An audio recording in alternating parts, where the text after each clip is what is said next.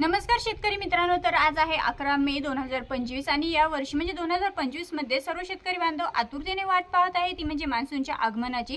तर मग खरोखर मान्सूनचं आगमन नक्की महाराष्ट्र राज्यामध्ये केव्हा होणार आहे आणि 11 मे म्हणजे आजपासून जे काही हवामान अंदाज आहे पावसाचा, नक्की पाऊस कोणत्या जिल्ह्यांमध्ये होणार आहे, केव्हा होणार आहे, किती तारखेला होणार आहे आणि महत्त्वाचं म्हणजे शेतकरी बांधव ज्या प्रतीक्षेमध्ये असतात ती म्हणजे पेरणी योग्य वेळ, म्हणजे शेतकरी बांधवांना पेरणी योग्य वेळ 2025 मध्ये केव्हा येणार आहे ही सुद्धा माहिती आपण आजच्या व्हिडिओमध्ये जाणून घेणार आहोत। तर शेतकरी मित्रांनो, मी कविता आणि आपण पाहताय आम्ही संगमनेरकर।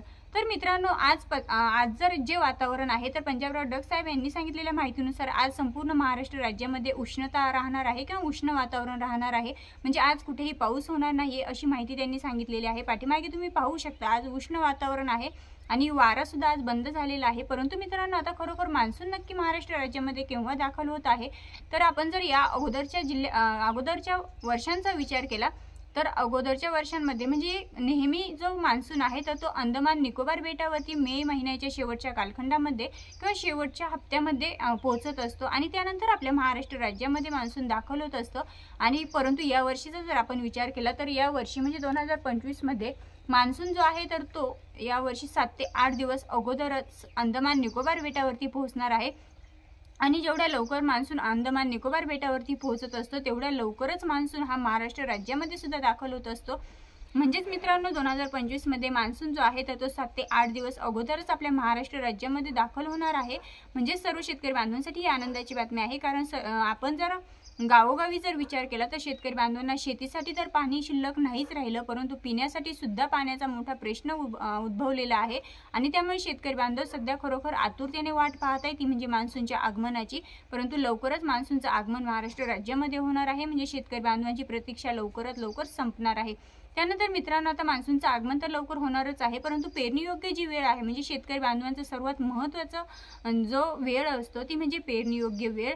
तर ही वेळ नक्की शेतकरी बांधवांना केव्हा येणार आहे, तर मित्रांनो जून महिन्याच्या पहिल्या आठवड्यामध्ये किंवा दुसऱ्या आठवड्यामध्ये आपल्या शेतीमध्ये पीक पेरणी करण्याची योग्य वेळ येणार असल्याची माहिती पंजाबराव डग साहेबांनी दिलेली आहे।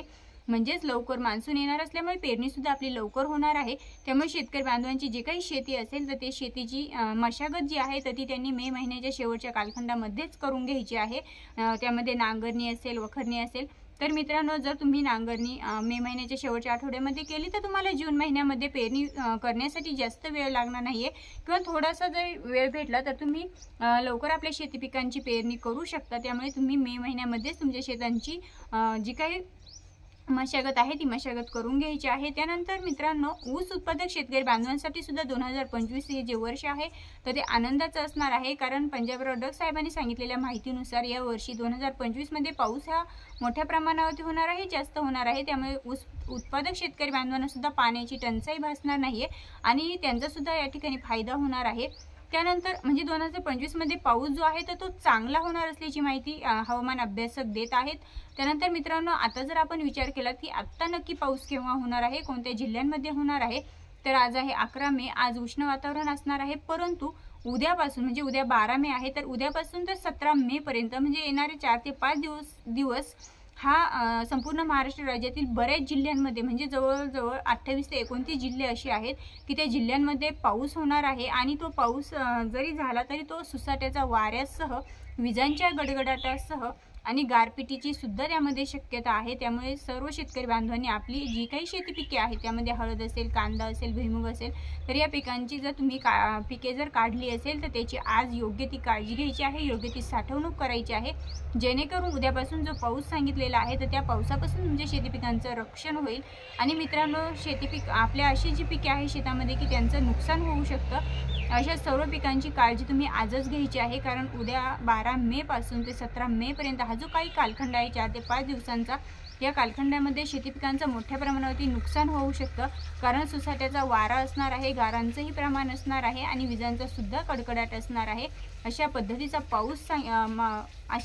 पाऊस हा पंजाबराव डग साहेबांनी सांगितलेला आहे। त्यामुळे तुम्ही तुमच्या शेती पिकांची आजच योग्य ती साठवणूक करून घ्यायची आहे, योग्य ती काळजी घ्यायची आहे। मित्रांनो, एकंदरीत जर आपण विचार केला तर आज 11 मे आज वातावरण संपूर्ण राज्यामध्ये उष्ण राहणार आहे। त्यानंतर 12 मे ते 17 मेचा जो कालखंड आहे तर या कालखंडामध्ये सुसाट्याचा वारा, विजांचा कडकडाट आणि गारपिटीसह पाऊस होण्याची दाट शक्यता आहे।